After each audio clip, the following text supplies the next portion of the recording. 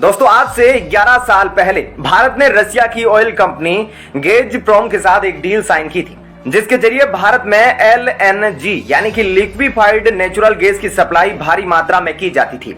लेकिन अचानक से इस डील को पिछले साल गैज़प्रोम ने कैंसिल कर दिया, जिसके बाद से भारत को बहुत बड़ा नुकसान हुआ। रूस के साथ अच्छे संबंध होने के बावजूद कई और देशों की मिली भगत भारत और रसिया के बीच LNG ट्रेड को बिगाड़ने में शामिल थी, जो कि पूरी तरीके से कामयाब हुई।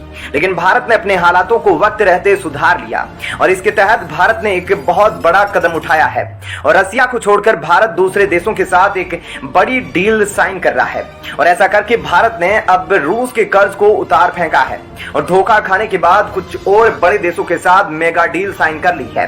क्या है पूरी खबर और क्या कुछ हुआ भारत के साथ और आखिर भारत ने क्या बड़ा कदम उठाया है, इन सभी बातों के बारे में अब आपको थोड़ा डिटेल में इस वीडियो में बताते हैं।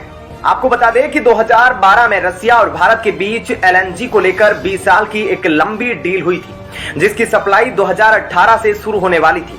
इस डील के चलते हर साल 2.5 million ton LNG Russian oil company Gazprom Bharat यह कंपनी गेल को एक्सपोर्ट करती थी। लेकिन अचानक से पिछले साल 2022 में रसिया की गैज़प्रोम ने इस डील को सस्पेंड कर दिया, जिसका नुकसान भारत को उठाना पड़ा।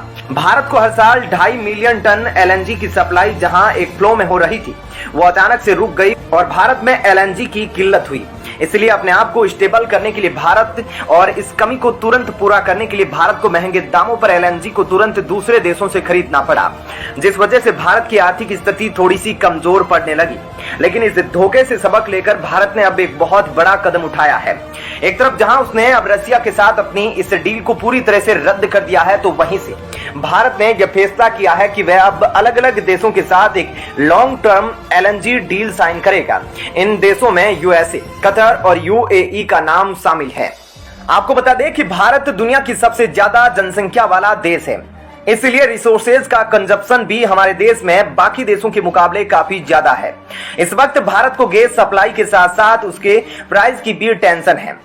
ऐसे में गवर्नमेंट ऑफिसर का कहना है कि फिलहाल गैस सप्लाई मिलना दिक्कत नहीं, बल्कि उनके जो दाम है वह सबसे बड़ी समस्या है। भारत ने कई देशों से इस बारे में बात की है, लेकिन अब तक भारत को कोई अफोर्डेबल डील नहीं मिल रही, जिसमें उन्हें प्रॉपर गैस सप्लाई के साथ एक अच्छा दाम भी ऑफर हो। लेकिन हाल ही में भारत के लिए एक अच्छी खबर सामने आई है, क्योंकि हाल ही में LNG के दामों में भारी गिरावट देखी गई, जिसे भारत आसानी से अफोर्ड कर सकता है। और इसलिए भारत अब इस मौके का फायदा उठाना चाहता है, जिसके चलते जल्द से जल्द भारत कुछ देशों के साथ बड़ी डील साइन करने वाला है और यह डील काफी लंबे सालों तक भारत के लिए होगी। भारत की तरफ से इस डील को इट्रोनेट, गेल और इंडियन ऑयल जैसी कंपनियां दूसरे देशों के साथ साइन करने वाली है, जिसमें फिलहाल USA, कतर और UAE का नाम शामिल है। ऐसे में भारत की यह स्ट्रेटजी उसको इलेक्ट्रिक और गैस सेक्टर में खुद को स्ट्रांग बनाने के लिए बहुत ज्यादा जरूरी है। इस वक्त भारत अपनी जरूरतों को पूरा करने के लिए 85% ऑयल और 55% नेचुरल गैस को बाहर से इंपोर्ट कर रहा है।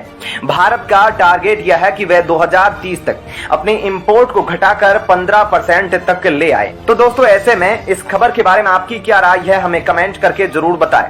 और अब आपको बताते हैं ऐसी ही एक और बड़ी खबर।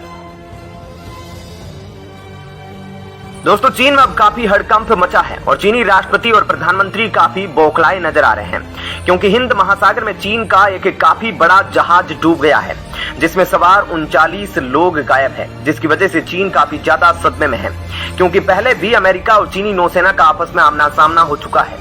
ऐसे में कहा जा रहा है कि शायद इस जहाज को डुबाने के पीछे अमेरिका का हाथ हो सकता है। ऐसे में क्या है पूरी खबर और अचानक से चीनी जहाज क्यों डूबा, इन सब बातों के बारे में आपको अब हम थोड़ा विस्तार से इस वीडियो में बताते हैं। दोस्तों बता दें कि चाइना और अमेरिका के बीच एक छोटी लड़ाई हुई थी और यह सब कुछ हुआ था हांगकांग के पास ठीक उस समय जिस समय जनवरी 2021 को अमेरिका के संसद भवन पर हमला हो रहा था। उसके एक दिन पहले ही यह घटना हुई थी। हांगकांग के पास अपनी नेवी लेकर पहुंच गया था अमेरिका और कहा जा रहा है कि इधर अमेरिका की संसद पर हमला होने की तैयारी हो रही थी, तो वहां दूसरी तरफ अमेरिकी नेवी चाइना को घेर रही थी और चाइना की नेवी जो उस समय एक युद्धाभ्यास कर रही थी वह भी पहुंच गई थी। दोनों आमने सामने पहुंच गए थे और लड़ाई बहुत करीब से हो गई थी। वैसे आपको बता दें कि 2021 की घटना हमने आपको बताई है, यह बिल्कुल सही घटना है और इसके पीछे कई कारण हैं। उस समय ट्रंप राष्ट्रपति थे और कहा जा रहा था कि राष्ट्रपति पद से ट्रंप हटना नहीं चाह रहे रहे। ट्रंप चाइना के ऊपर एक्शन लेने वाले थे और चाइना के ऊपर हमला करने वाले थे। ऐसा भी कहा जाता है कि जनरल माई ने उस समय चाइना को फोन किया था। जनरल माई ने चाइना को फोन करके कहा था कि अगर यह किसी तरीके का हमला कर दे तो आप इनको अमेरिका का हमला मत मानना, क्योंकि हम इस हमले के खिलाफ है। राष्ट्रपति रहते हुए हो सकता है कि वे ऑर्डर दे दे हमले का।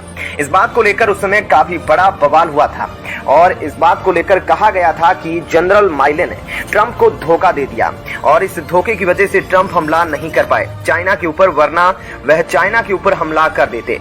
स्क्रीन पर आप आर्टिकल का स्क्रीनशॉट देख सकते हैं। उनके द्वारा कॉल किया गया था कि कहीं ट्रंप एक युद्ध ना छेड़ दे। वैसे यह वही दौर था जब नेवी पहुंच गई थी हांगकांग के पास, तो हो सकता है इसमें सच्चाई हो कि 2021 में एक स्टैंड ऑफ दोनों के बीच हो गया हो। ऐसे में क्या कुछ समय पहले यह सब हुआ था तो अब चाइना में हंगामा मचा है और राष्ट्रपति और प्रधानमंत्री ने आनन फानन में जांच के आदेश दिए हैं।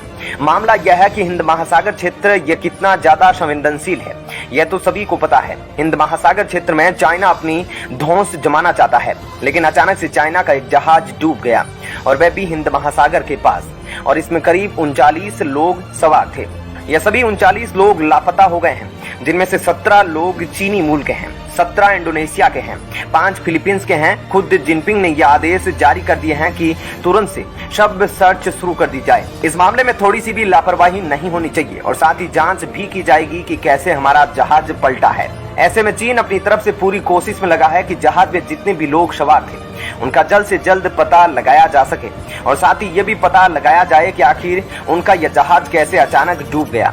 क्या इसके पीछे कोई बड़ी साजिश थी? वैसे आपको क्या लगता है, क्या बांग्लादेश म्यांमार में आए तूफान की वजह से यह जहाज डूबा होगा? इसके पीछे कोई और मामला है या अमेरिका का इसके पीछे हाथ है? इस बारे में हमें कमेंट करके अपनी राय जरूर बताएं